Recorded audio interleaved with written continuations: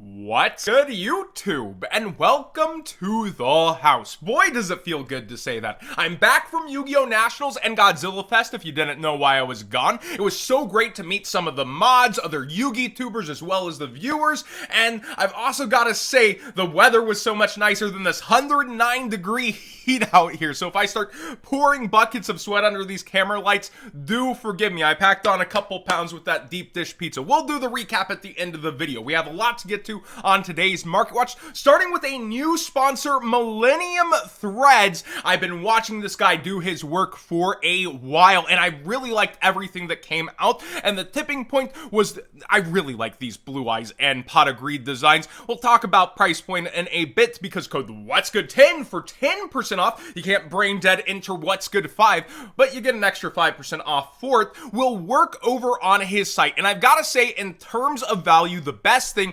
especially for gifts, are the patches. You can check out with sizes for shirts, for hats. He's got different sizes at the same price, and he says he wants to try to keep price points as low as possible. That's why I kind of raised an eyebrow when it came to $45 shirts, and I poked my wife. I'm like, hey, you know a lot more about fashion, and she told me versus comparable shops, this is an extremely low price point for embroidered custom shirts like this. She sees a lot of other people that do it, price it way up against this, and I also have to say, the hoodies at 60 versus all these other hoodie brands doing 78, 80 these days, that's a deal. Although we're talking about that summer heat, I almost froze to death a couple winters ago, so I'll also enjoy getting in on these hoodies. But yeah, these two designs really tipped it on over for me, the Pot of Greed and Blue Eyes, and this is what it will look like on the patches. I'm kind of a patch noob, so I was like, it's kind of glaring with that white outside. Finished product is going to look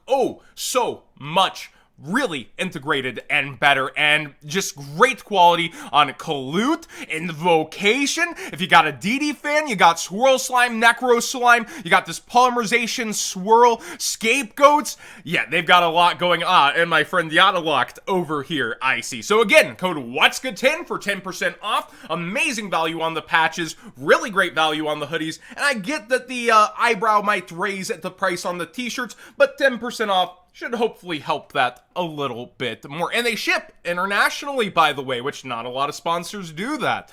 Let's go ahead and start talking cards, though. Get to the cards, John. All right, we'll do Merchant Watch another time. Crystron Halka Fibrax Ultimate Rare is tanking. The big show is over, even though the regional season is right around the corner. It's like 2 weeks we're about to start seeing regionals again. Kind of crazy, and nobody believes Hulk is sticking. Look at this grab. Straight downward crashing. This man's is under $60 right now for such an iconic card's ultimate rare. Even if it got banned, I feel like it should sit there around $25 to $28, but that's still losing half value, and you don't want to be doing that, right?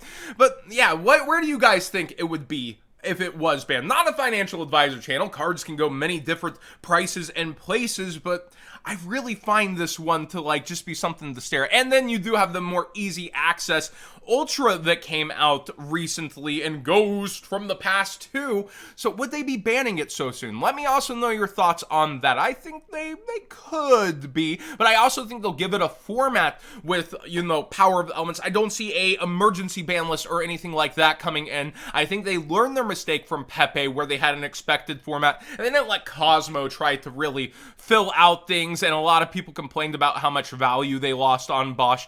Another interesting one, I know we're gonna get to all the Spright Tearlament stuff soon. Stop typing, it's gonna be here. I wanted to start with the more interesting stuff. Mech Knight Crusadia Avramax Secret Rare is spiking, and someone in the Discord was saying, I hope it's not for like Artemis Slay and people thinking it would work. You'd have to double mess up here. If this Link Summon card, there's one, you control, second one sent to the graveyard, third one, buy an opponent's card effect.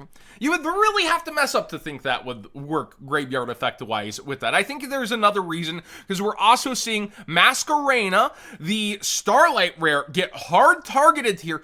$1,500 almost in terms of its sales. Multiple 1450s here starting to happen. The low numbers are these like Korean ones or whatever is about. But yeah, now the lowest is $1,500. 1,500 before it is 3,000. Kind of crazy to see the top-end surges of the Starlight Rare market, but if you're in the market for a Masquerena, don't fret, just get the secret rare for $10. It looks almost as nice, I promise. It does look very, very good for what it is. Alright, so what has everybody going crazy with Spright and Tearlament now? What could it be, right? Rarity reveals, and we do get confirmation some of it's going to be expensive. Spright has, that's the name, Spright, because it's the right deck to play for a bit, jokes aside, has secret rare blue, as well as a good amount of ultras.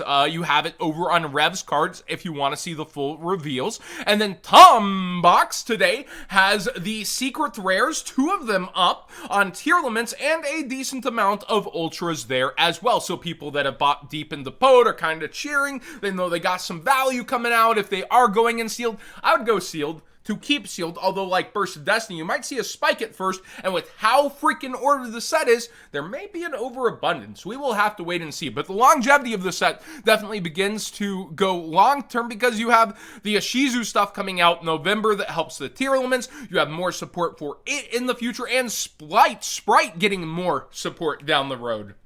Very interesting to watch how much Konami is really giving to these, despite how take over the game they have been. It feels almost like they're trying to create a DUEA 2.0 where it's not like a tier 0 format, and they try to do like this kind of triangle where we had like Burning Abyss, you also had the Shaddolls, and then you had Tellers get replaced by Klee. The triangle formats are definitely insanely interesting, and then Necros, invaded there as well, but kind of feels like they're trying to recreate that on a super power crept scale to me. Let's go ahead and go away from player brain to market brain. Shaddolls are getting bought out everywhere as people go, reveals, it's actually happening, it's here. Yeah, it was gonna happen all along. I get that the laser thing maybe where you want to sink your money in is different. You have your excuses, but if you go through Shaddolls, boy, do we have some funny graphs and things happening. For example, Shaddoll Beast, the Astral Pack Super, spiking up to all-time highs here. The lowest on the market doesn't even appear on the front page for near mint, so I haven't seen the price yet. $14! Wow, and quickly 15. Now, you might be scratching your, wait, isn't there another holo for Shaddoll Beast? Oh, it's getting bought out too, don't worry. Here is the ultra rare, and you see it's a low around 5, quickly goes to 10 on the front page. For a ultra rare out of Battles of Legend Hero Revenge, something tons of people have opened a bunch, so you might have some extra money you didn't expect. Time to start picking through those decks or really start valuing how much you enjoy your past format decks, right? Then Shaddoll Squamata also out of Heroes Revenge, spiking up towards all-time highs here, around $6. That graph does look funny. And then Dragon is starting to have that same whoop going back up. It is around $5 as people are deciding what Shaddolls they want to play with Tearlaments and how they're going to be winding you turn 0 and all that good stuff, right?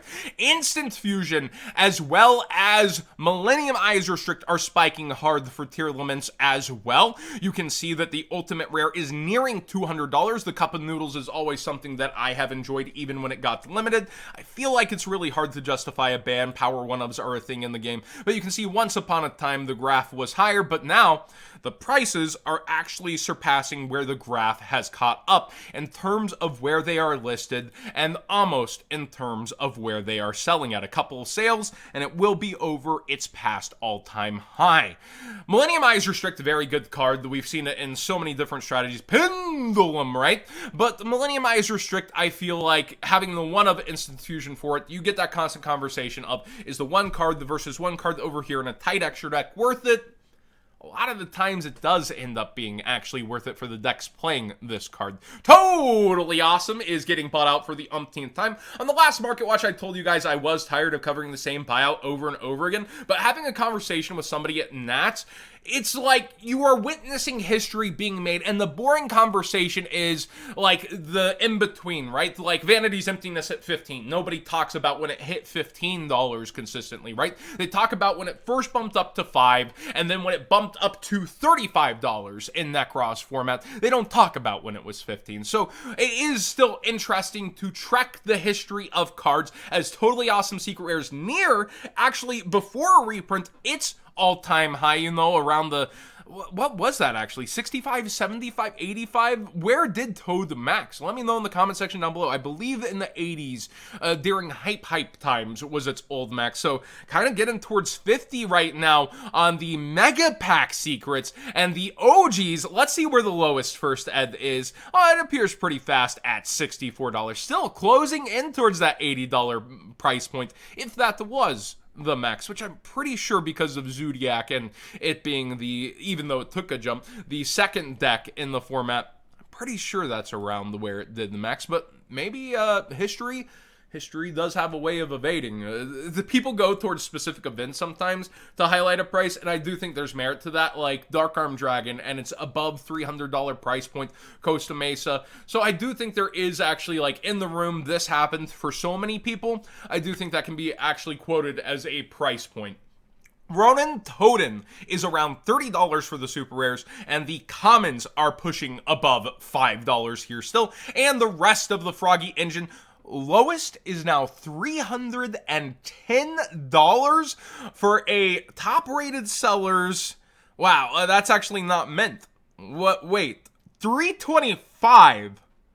Holy heckin' frog hoppin'. Excuse me.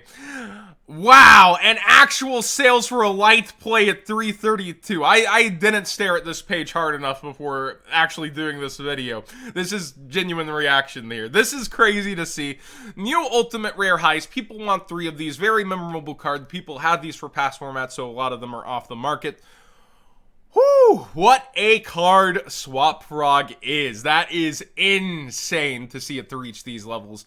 Do you think Max C could be passed as the most expensive Ultimate Rare? And what would pass it? Let me know in the comment sections below, since that's behind the banned box. And also Cat Shark turning back up and going even further beyond. We kind of highlighted how ridiculous its price point was. But yeah, $12 here and quickly 20 on the front page between all of these. And tons of sales, even $15 right here, but most going for 12 right now as people go, oh my gosh, it's actually happening. How often do we see that? So, to wrap everything up, code What's Good 10, not What's Good 5, and you get that 10% off over at Millennium Threads. And let's talk about Nationals and G-Fest. I got the road trip there. I've done something I've never done on a road trip. Stopped pretty much everywhere where we wanted to. There's that Redmond's candy shop or factory or whatever it's called where they have the signs every mile where he's going, ah, candy! And it was so good. It was so worth. I tried my first Culver's. Gibson's was amazing. It held up to memory over in Chicago.